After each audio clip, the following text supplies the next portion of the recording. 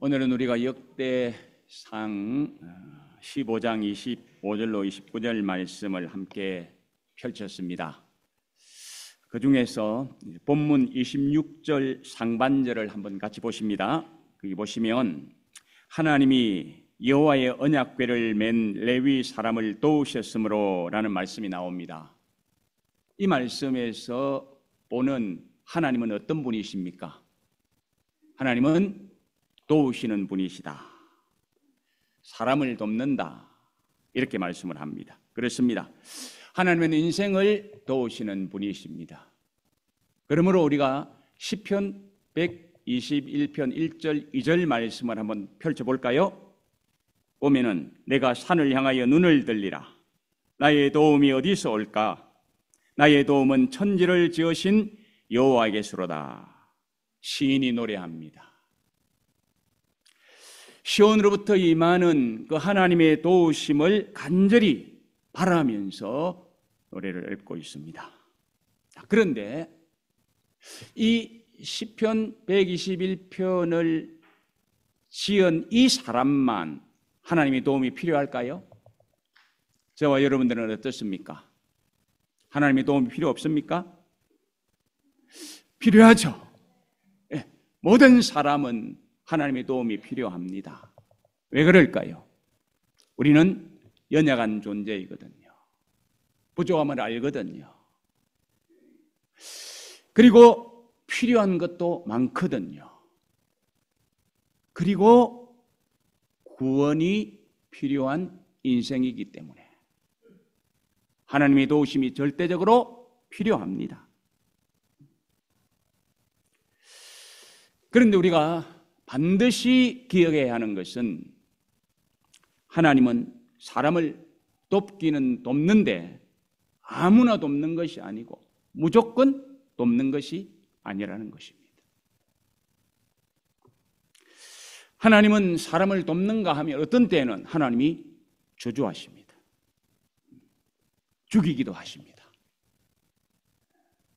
따라서 하나님의 도움이 절대적으로 필요한 저와 여러분들은 오늘 우리가 펼친 본문 말씀을 잘 들여다보면서 어떻게 하나님의 도우심을 입을 수 있는가 배워보고 교훈받고 도전받기를 원합니다. 그래서 정말 우리가 일생 동안 하나님의 도우시는 은혜를 입고 살아갈 수 있었으면 좋겠습니다. 자, 먼저는 25절 말씀 봅니다. 거기 보시면 뭐라고 되어 있습니까? 하나님께서는 즐겁게 일할 때에 도와주신다. 이런 말씀을 그 말씀을 통해서 읽어낼 수가 있습니다. 자, 다윗과 이스라엘 장로들과 천부자 등 청부장들 그리고 여러 사람들이 동원이 되어서 지금 뭘 하고 있습니까? 하나님의 언약궤를 메어 올리고 있는 것을 볼 수가 있습니다. 그런데 이 일을 하면서 그들은 내키지 않는 마음으로 억지로 하는 것이 아니고 어떻게 했다고요? 아주 유쾌하게, 즐겁게, 기쁘게 그 일에 봉사하였다고 성경은 말씀하고 있습니다. 그럴 때 하나님께서는 도와주셨다 이렇게 말씀합니다. 그렇습니다. 우리가 무슨 일을 하든지 기쁘고 즐겁게 하는 것이 중요합니다. 세상의 모든 일은 하나님의 간섭과 섭리 없이 되어지는 일은 아무것도 없습니다. 그러므로 우리가 무슨 일을 하든지 그 모든 것은 하나님께서 나에게 맡기신 일이라 이런 마음으로 일을 해야 됩니다. 교회에서 섬기는 것 뭐 많이 있죠. 찬양단에 섬기고 성가대에 섬기고 주일학교 섬기고 그 다음에 또 뭐 부엌에서도 섬기고 뭐 많이 섬기는 것이 있습니다. 그런 모든 것들, 뭐 교회만 그렇습니까? 사회생활을 하면서도 직장에서도 내가 일하는 그것, 일할 때에 이것은 그냥 회사를 위해서 하는 일이 아니라 하나님께서 나에게 맡긴 사명이다. 이런 마음으로 기쁘게 일을 해야 된다는 것입니다. 집에서 일을 할 적에도 오늘 또 내가 밥 만들어야 되나? 오늘 또 내가 설거지 해야 되나? 언제까지 하지? 죽을 때까지 해야 되나? 짜증내면서 하는 것. 하나님께서 즐겁게 기쁘게 하는 것으로 받아주지 않는 것입니다. 그러므로 우리는 청소를 하든지 설거지를 하든지 아이들을 돌보든지 무엇을 하든지 간에 다 이것은 하나님께서 나에게 맡긴 일이다. 그런 마음으로 이 일은 하나님의 거룩한 일에 동참하는 것이니까 내가 기쁘고 즐겁게 해야 되겠다. 아멘이 없네요. 그런 마음으로 우리가 일을 할 때 하나님 다 보시고 계시잖아요. 그런 사람을 하나님이 돕습니다. 그런데 우리를 한번 이제 돌아봅니다. 그렇게 일하면서 살아오고 있습니까? 여보, 물 한 잔 떠줘. 갖다 먹어. 그죠? 예라고 기쁨으로 하면 하나님이 영광 받으십니다. 그게 이제 우리에게 훈련이 안 되어 있잖아요. 그죠? 그래서 이게 이제 늘 문제입니다. 애들이 엄마 아빠 좀 놀아줘. 아니야, 나 귀찮아. 나 저 바빠. 그런 경우가 있죠. 그런 것도 하나님이 다 보시고 계시잖아요. 아, 저것은 기쁨으로 하는 것이 아니구나. 하나님은 다 아십니다. 그러므로 봉사하는 일에도 우리는 기쁨으로 해야 돼요. 꼭 내가 해야 될 일이잖아요. 그죠? 그런데 그것을 불평과 원망으로 해서는 그것은 하나님께도 영광이 안 되고 나에게도 보람이 없는 것입니다. 우리가 이왕에 해야 할 일, 기쁘고 즐겁게 해야 됩니다. 즐겁게 할 때에 거기에는 겸손이 묻어나고 표정도 밝아요. 그래서 사람들이 볼 적에도 또 좋아요. 그죠? 예. 자, 한번 볼까요? 사진을 한번 봅니다. 정비소에서 일하는데 보기 좋잖아요. 찡그리고 일하는 것보다 훨씬 좋잖아요. 그죠? 자, 또 봅니다. 병원에서 일하는 건데 얼마나 좋아요. 또 봅니다. 드레스 일을 합니다. 흐뭇하죠? 하나 더 봅니다. 드레스 일하는 거. 야, 얼마나 좋아요. 저거 찾는다고 오래 찾았습니다. 자, 또 소를 키우면서도 땀을 훔치면서도 즐거움이 묻어나 있잖아요. 그죠? 예. 자, 그리고 하나 더 봅니다. 야, 저 이제 봉사활동 하는 건데 할머니가 참 이렇게 참 얼마나 우리 마음 보기도 즐겁게 웃고 계십니까? 하나 더 런던에 가서 섬길 때의 모습을 사진으로 담아온 것입니다. 찡그린 사람 아무도 없더라고요. 제가 상세히 보니까. 즐겁고 기쁘게 일하는 거예요. 그리고 다음 사진은요. 사진 공모전에서 1등을 한 사진입니다. 여기를 한번 보세요. 기쁘게 일하면서 입을 꽉 다물고 있는데 저 표정을 한번 보세요. 얼마나 자부심을 가지고 긍지를 가지고 기쁘게 일하는가. 이런 사진을 보면서 여러분 어떻습니까? 얼굴이 찡그려지는 것이 아니라 마음도 흐뭇하죠. 사진을 봐도 그래요. 그런데 우리가 누구입니까? 하나님 백성이에요. 하나님의 백성이 기쁘고 즐겁게 일할 때 우리가 사진을 봐도 우리 마음도 기뻐지는데 우리가 기쁘고 즐겁게 일하는 모습을 하나님께서 보시면 얼마나 기뻐하시겠습니까? 그래서 다윗과 함께한 사람들이 기쁘고 즐겁게 궤를 메어 올릴 때 하나님께서 함께해 주시고 도움을 주셨다는 것입니다. 그러므로 여러분들에게 도전드립니다. 무엇을 하든지 기쁘고 즐겁게 일하실 수 있기를 바랍니다. 두 번째로 하나님의 말씀대로 행하는 자들을 하나님이 도와주신다고 오늘 성경은 우리에게 가르쳐주고 있습니다. 다시 25절 말씀을 보시기 바랍니다. 이에 다윗과 이스라엘 장로들과 천부장들이 가서 여호와의 언약궤를 즐거이 메고 오베데돔의 집에서 올라왔는데 라고 합니다. 아까는 즐거이라는 것이 우리가 초점을 맞추었습니다. 그런데 지금은 어디다 초점을 맞춰보냐 하면 메고라는 데 한번 초점을 맞춰보시기 바랍니다. 그들이 언약궤를 즐거운 마음으로 옮기는데 메어서 옮겼다는 것입니다. 말씀대로 한 거예요. 자, 출애굽기 25장 14절 말씀을 보십니다. 거기를 보시면 하나님께서는 이 법궤를 옮길 때에 옮기는 방법을 말씀해 주셨어요. 메어서 옮겨라. 그래서 레위 자손은 하나님께서 말씀하신 대로 그대로 여호와의 법궤를 메어서 옮겼더니 하나님께서 그 일이 잘 마무리될 수 있도록 도와주셨더라. 이렇게 성경은 말씀하고 있습니다. 자, 그런데 하나님 말씀대로 매지 않았을 때는 어떤 일이 있었습니까? 다윗은 약 3개월 전에 이 궤를 한번 옮겨 오려고 시도를 한 적이 있습니다. 무려 3만 명이나 되는 많은 사람들을 동원해서 법궤를 옮겨 오려고 했습니다. 그런데 사무엘하 6장 3절 말씀 한번 보실까요? 거기를 보면은 어떻게 옮기느냐 하면은 궤를 매라고 했는데 매지 않고 어떻게 해요? 새수레를 만들어 가지고 소가 끌어오도록 하는 것을 봅니다. 자, 하나님 말씀대로 한 것이 아니지요. 그렇기 때문에 이것은 자기 마음대로 한 것입니다. 이랬을 때에 어떤 일이 일어났습니까? 사무엘하 6장 6절로 7절 말씀을 계속 봅니다. 자, 수레를 이제 끌고 갑니다. 그런데 나군의 타당마당에 왔을 때에 어떤 일이 벌어집니까? 수레를 끌던 소가 벌쩍 뛰기를 시작합니다. 그러니까 수레가 흔들렸겠죠. 흔들렸으니까 그 안에 실어 놓았던 하나님의 궤가 어떻게 했습니까? 나가 떨어질 그러한 위경에 처했습니다. 그러자 아비나답의 아들인 우사가 어떻게 해요? 얼른 그 궤가 땅에 떨어지지 못하도록 하기 위해서 붙잡았습니다.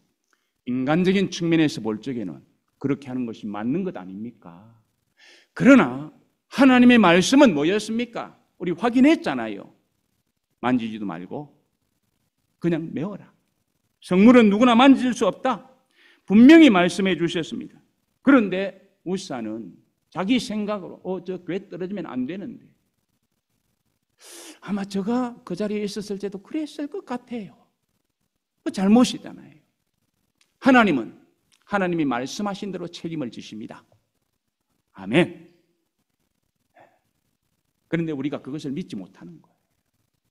어떤 상황이 딱 전개되면 저건 아닌데 그러나 거기에 하나님이 계신다면 하나님이 일을 내셨다면 하나님이 책임지실 것입니다. 그러므로 우리는 하나님 말씀에 붙들려야 되고 붙들렸다면 그 말씀대로 행해야 되는 것입니다. 그런데 지금 이 사람들은 하나님 말씀대로 행하지 않기 때문에 그 궤를 붙든 우사를 우리가 생각하면은 괜찮을 것 같은데 하나님께서는 안 괜찮단 말이죠. 그래서 쳐서 죽였다. 말씀대로 하지 않았기 때문에 일어난 불상사였다. 이런 일이 있게 되자 다윗이 크게 자책을 합니다. 그래서 자기 성에 궤를 이렇게 모시려고 했는데 모시지 못하고 사무엘하 6장 9절로 10절 말씀에서 보면은 어떻게 합니까? 무서워하면서 가드 사람 오베데돔의 집에다가 그 궤를 옮겨 놓습니다. 그런데요. 사무엘하 6장 11절 말씀에서 보면 이 오베데돔의 집에 궤가 3개월 있었는데 하나님께서 그 가정에 복을 주었습니다. 이것은 다음에 왜 그가 복을 받았을까? 다음에 한번 제가 설교를 준비하려고 합니다. 어쨌든 하나님께서는 오베데돔의 집에 복을 주었습니다. 그러니까 다윗이 배가 아팠겠죠. 아니 세상에 내가 궤 가지고 오려다가 못 가지고 그 집에 주었는데 아니 그 가정에서 복을 받아서 빨리 가서 그 궤를 가져와야 되겠다. 다시 도전을 받습니다. 그래서 또 사람들을 동원해요.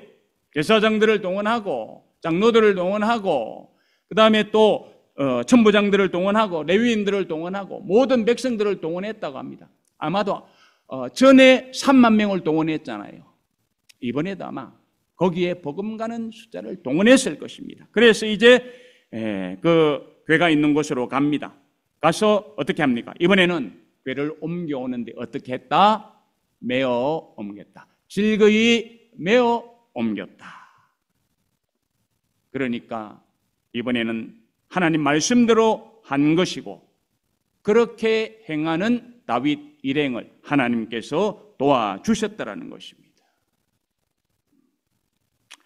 자, 그런데 그들이요, 이렇게 이제 하나님 말씀대로 옮기면서 얼마나 그들이 조심을 했는가를 한번 우리가 보기를 원합니다. 자, 26절 하반절 보시기 바랍니다.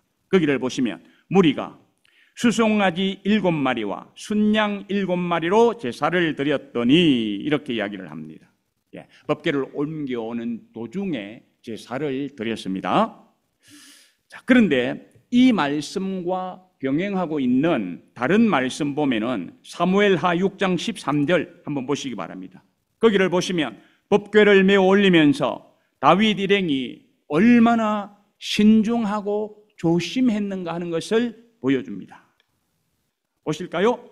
여호와의 궤를 맨 사람들이 6걸음을 가매 다윗이 소와 살찐 송아지로 제사를 드리고 이렇게 말합니다. 6걸음을 가서 제사를 드렸습니다. 딱 이제 출발했습니다. 많이 안 갔어요. 6걸음 갔습니다. 그리고 제사를 드렸어요. 왜 6걸음 갔을까요? 3개월 전에 실패한 경험이 있습니다. 그것을 기억했습니다. 이번에는 우리가 메고 가는데 또 하나님이 혹시나 어떻게 하실까? 너무 조심스러운 거예요. 그래서 출발하고 일단 6걸음 간다. 6걸음 딱 가고 나서 멈추었습니다. 아무런 문제가 일어나지 않았습니다. 하나님께 감사하는 마음으로, 안심하는 마음으로 아무 탈이 없는 것을 보고 하나님께 제사를 드린 것입니다. 말씀대로 했기 때문에 하나님이 이번에는 이제 그 모든 것을 기쁘게 여기시고 허락을 하신 것입니다. 그래서 다윗은 말씀대로 하니까 하나님이 허락하시구나. 그래서 감사하면서 제사를 드리고 그리고는 이제 일을 시작했던 것을 봅니다. 따라서 우리도 하나님의 말씀대로 순종하면서 경거망동하지 않고 조바심을 가지면서 모든 일에 최선을 다할 때 하나님께서는 도와주신다는 사실을 우리가 기억해야 될 것입니다. 세 번째로 협력하는 사람을 하나님이 도우시는 것을 또 오늘 본문은 가르쳐 줍니다. 27절에서 28절을 보실까요? 다윗과 법궤를 맨 레위 사람과 노래하는 자와 그의 우두머리 거나냐와 모든 노래하는 자도 다 세마포 겉옷을 입었으며 다윗은 또 배에 에봇을 입었고 이스라엘 무리는 크게 부르며 뿔나팔과 나팔을 불며 재금을 치며 비파와 수금을 힘있게 타며 여호와의 언약궤를 메어 올렸더라. 이 말씀을 보면은 각층의 사람들이 하나로 마음을 협력해서 일을 하는 것을 볼 수가 있습니다. 다윗이 왕이라고 개인 행동 안 합니다. 독선하지 않습니다. 각계각층이 자기가 맡은 사명을 감당하고 있는 것을 볼 수가 있습니다. 그래서 법궤를 하나님 말씀대로 메어 올렸다고 합니다. 그때 하나님께서 도와주셔서 그 일을 아름답게 잘 마무리하였던 것을 볼 수가 있습니다. 여러분, 협력한다라는 거 참 아름다운 것 아닙니까? 그래서 성경에서도 협력하라고 강조하고 있어요. 자, 전도서 4장 12절 말씀 한번 보실까요? 한 사람이면 패하겠거니와 두 사람이면 능히 당하나니 세 겹줄은 쉽게 끊어지지 아니하느니라. 우리가 가끔 보는 말씀이죠. 혼자 하면 힘들 수 있고 불가능할 수 있어요. 그러나 두 사람이면 성사되는 일이 있을 수 있습니다. 세 사람 이상이 모여서 하는 일은 해놓고 나도 허물어지지 않는다는 거예요. 이만큼 협력하여 일하는 것은 귀한 것입니다. 그러므로 저와 여러분들은 협력해야 됩니다. 서로 협력할 때에 하나님께서 거기에 함께 하시고 도와주신다는 사실 우리가 꼭 기억하도록 하십시다. 함께 있으면서도 협력하지 않으면 뜻을 달리하는 자이거나 아니면 구경꾼, 그 외에는 없겠죠, 그죠? 뜻을 달리하거나 구경꾼이다. 운동장에서는 구경꾼이 필요합니다.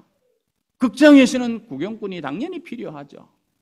그러나 하나님을 섬기는 일에는 구경꾼이 필요하지 않습니다. 한 마음으로 협력해야 되는 것입니다. 그래서 법궤를 옮기는 다윗 일행들은 다 협력해서 하나같이 이 일을 하고 있었습니다. 그처럼 교회도 하나같이 협력해야 됩니다. 하나님께서 금년 한 해 우리 교회 표 협력하여 하나 되는 교회 아닙니까? 참 그렇게 우리 교회가 살 수 있었으면 좋겠습니다. 그럴 때 하나님께서 도와주실 것이고 교회에는 기적 같은 일들이 일어날 것입니다. 몽골 대제국을 세웠던 징기스칸, 우리는 너무 잘 알죠, 그죠? 이 징기스칸이 어마어마한 정말 이 지역을 차지했잖아요. 중국 손아귀에 다 넣었습니다. 러시아 지역 일부를 손에 넣고 또 어디로 갑니까? 헝가리 쪽에까지 갑니다. 그래서 이 헝가리는 유럽 쪽인데 이상하게 언어도 다르고 문화도 다르고 우리 한국말하고 거의 비슷한 그러한 언어를 가지고 있어요. 왜 그렇습니까? 몽골 사람들이 끼친 영향입니다. 그만큼 이 몽골 징기스칸이 어마어마한 대륙을 이렇게 이제 자기 손아귀에 넣었는데 이런 대제국을 건설했던 징기스칸이요 5 아들이 있었습니다. 5 아들이 있었는데 어느 날 그 5 아들을 불렀대요.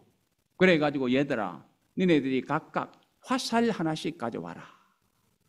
그래서 이제 화살을 가져왔을 때 그것 하나씩 꺾어봐라 하니까 아들들이 다 화살을 꺾었어요. 자, 그러면 이제 다시 화살 하나씩 가져와 봐라.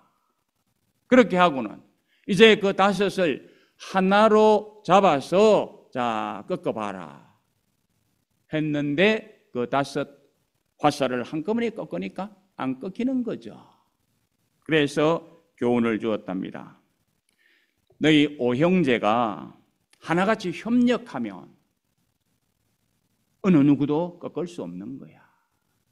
그러나 만약에 너희들이 각자 놀면 다 꺾이고 만다. 이 교훈을 아들들이 마음에 새겼어요. 그 징기스칸이 죽고 난 이후에도 5 형제가 합심해서 더 나라를 튼튼하게 다졌다는 이야기지 않습니까? 그렇습니다.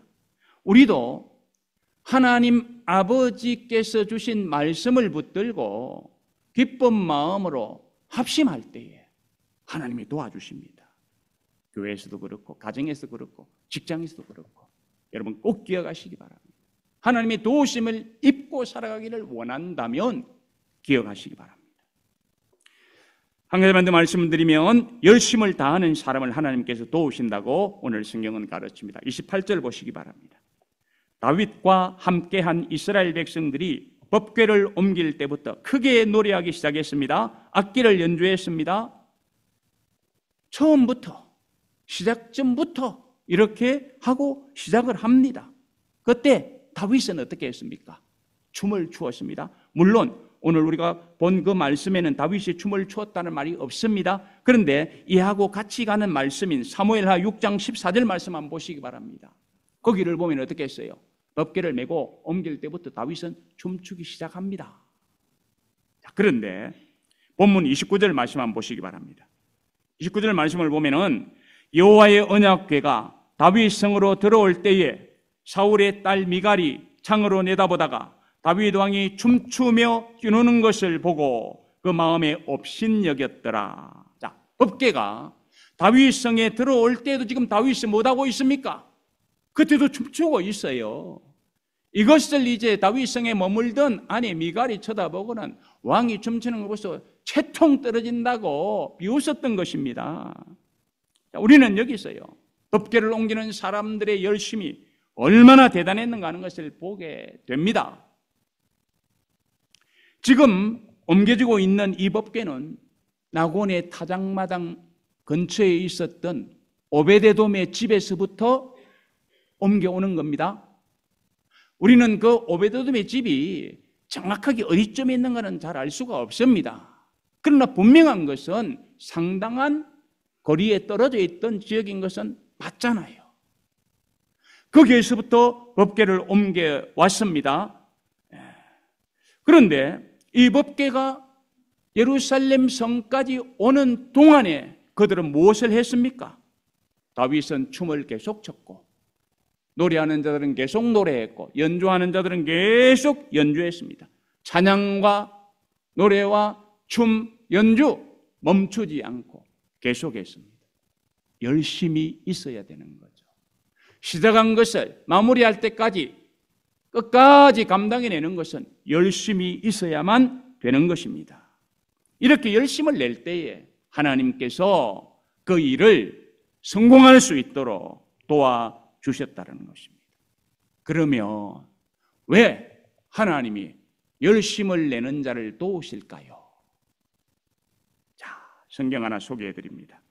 이사야서 37장 32절 말씀 보시기 바랍니다. 만군의 여호와의 열심히 이를 이루시리라. 하나님의 열심. 이 말씀이 나온 배경은 이렇습니다. 아수르가 유다를 침공해 왔습니다. 그런데 유다의 모든 성읍이 다 함락되어 버립니다. 유일하게 한 성읍, 예루살렘 성읍만 남아 있어요. 그런데 아수르 왕 사네립이 그의 신하 랍사게를 보내가지고 이제 그 예루살렘 성읍을 빙 포위를 한 다음에 항복을 하도록 외칩니다. 성 안에 있는 사람은 얼마나 겁나겠어요. 이제 바람 앞에 등장불 같습니다. 이런 위기에 처한 히스기야는요, 이사야의 선지자가 충고해 주는 말씀을 듣습니다. 왕이여, 걱정하지 마십시오. 사방은 우겨 쌓여 있어도 하늘은 열려 있잖아요. 하나님이 도우시면 됩니다. 하나님께 기도하십시오. 나도 기도하겠습니다. 그래서 히스기야는 하나님께 기도드렸습니다. 그 협박 문서를 펴놓고 말이죠. 그랬을 때 하나님께서 주신 응답이 이 말씀입니다. 뭐라고요? 여호와의 열심히 그것을 이룰 것이라. 그랬습니다. 하나님은 일을 하실 때 열심으로 일하십니다. 그리고 하나님께서 맡기신 일, 그 일을 열심으로 감당하는 자를 도우십니다. 왜일까요? 열심과 열심이 하나 됩니다. 통합니다. 그러므로 하나님께서는 하나님이 맡긴 사명을 열심히 감당할 때 하나님은 그 일을 이룰 수 있도록 도와주신다는 것, 우리가 기억하십시다. 많은 사람들이요, 처음에는 열심을 내어서 일을 합니다. 그런데 끝까지 그 열심을 지속하는 사람들은 많지가 않습니다. 그러나 오늘 성경은 다시 교훈하고 도전 주지 않습니까? 법궤를 메워올 때에 시작에서부터 찬송하고 춤추고 연주한 그 사람들이 마무리할 때까지 열심히 그치지 않고 최선을 다하더라. 그때 하나님께서 도와주셔서 그것을 승리하게 하고 성공하게 하시더라. 분명히 성경은 우리에게 보여주고 있습니다. 그러므로 우리는 이것을 배워야 될 것입니다. 열심히 하는 자에게 하나님이 돕는다는 거 한 예만 더 들까요? 여러분들 솔로몬의 1000번제 아시죠? 1000번 제사 들어본 적이 있습니까?